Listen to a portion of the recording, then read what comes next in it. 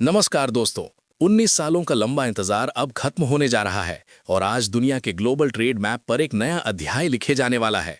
भारत और यूरोपीय यूनियन के बीच वो ऐतिहासिक ट्रेड डील अब फाइनल होने जा रही है जिसे मदर ऑफ ऑल डील्स कहा जा रहा है। साल 2007 में शुरू हुई बातचीत 2026 में जाकर अपने अंजाम तक पहुंच रही है और आज 27 जनवरी को नई दिल्ली में Bharat EU free trade agreement पर औपचारिक मोहर लगने जा रही है। ये सिर्फ एक समझौता नहीं बल्कि भारत की आर्थिक ताकत का ग्लोबल ऐलान है। इस डील के साथ करीब 2 करोड़ लोगों का विशाल बाजार एक मंच पर आ जाएगा और दुनिया की लगभग 25% GDP एक साथ जुड़ जाएगी। यही वजह है कि इसे सिर्फ भारत या यूरोप की जीत नहीं बल्कि ग्लोबल ट्रेड ऑर्डर में बड़ा बदलाव माना जा रहा है। ऐसे वक्त में जब अमेरिका ऊंचे टैरिफ लगाकर दबाव की राजनीति कर रहा है और चीन पर निर्भरता दुनिया के लिए खतरा बनती जा रही है, तब भारत और यूरोप का हाथ मिलाना एक नया विकल्प पेश करता है। भारत और यूरोपीय यूनियन के बीच ये FTA डील कई मायनों में गेम चेंजर है। इससे न सिर्फ व्यापार बढ़ेगा बल्कि ग्लोबल सप्लाई चेन को भी नई मजबूती मिलेगी। भारत के मैन्युफैक्चरिंग सेक्टर को जबरदस्त फायदा होगा, रोजगार के नए अवसर पैदा होंगे और सर्विस सेक्टर को भी बड़ा बूस्ट मिलेगा।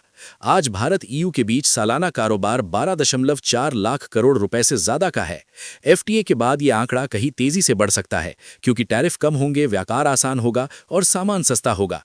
यही वजह है कि इसे मदर ऑफ ऑल डील्स कहा जा रहा है। इस समझौते से भारत और यूरोप के 27 देशों के बीच बिना टैरिफ या बेहद कम टैरिफ पर व्यापार का रास्ता खुलेगा। MSME सेक्टर को सीधा फायदा मिलेगा, निर्यात बढ़ेगा और भारत को चीन के विकल्प के तौर पर खुद को स्थापित करने का सुनहरा मौका मिलेगा। जर्मनी, फ्रांस और इटली जैसे देश अब चीन की बजाय भारत में निवेश बढ़ा सकते हैं, खासकर डिफेंस, मैन्युफैक्चरिंग और हाईटेक सेक्टर में। अगर बात करें किन चीज़ों के व्यापार की, तो भारत यूरोप को पेट्रोलियम प्रोडक्ट्स, फार्मा, कपड़ा, मशीनरी, इलेक्ट्रॉनिक्स, स्टील, चमड़ा, जेम्स ज्वेलरी और समुद्री उत्पाद भेजता है।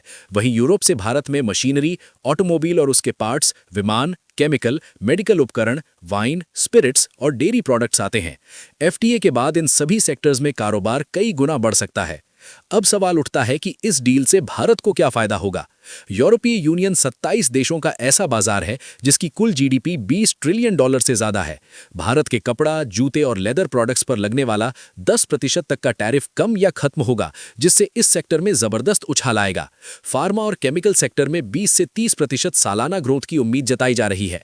वहीं यूरोप का कार्बन टैक्स दबाव कम होने से स्टील, एल्यूमिनियम और ग्रीन हाइड्रोजन जैसे सेक्टर्स को भी राहत मिलेगी। आम लोगों के लिए भी ये डील बेहद खास है।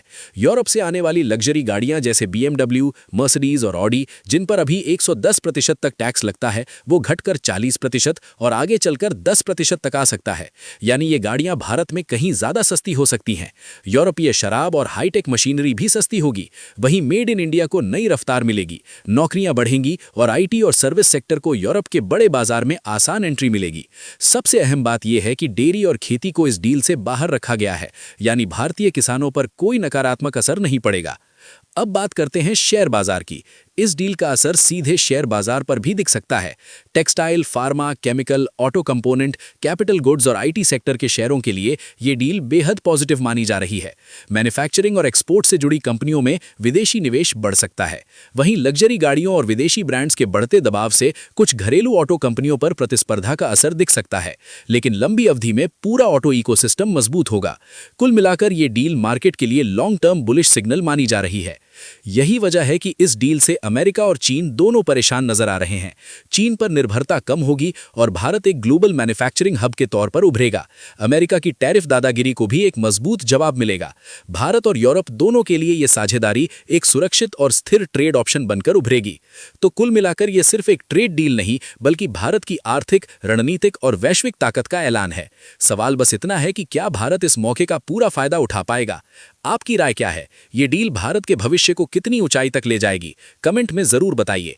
वीडियो पसंद आया हो तो इसे लाइक जरूर करें, शेयर करें और ऐसी ही बड़ी आर्थिक और शेयर बाजार की खबरों के लिए चैनल को सब्सक्राइब करना बिल्कुल ना भूलें।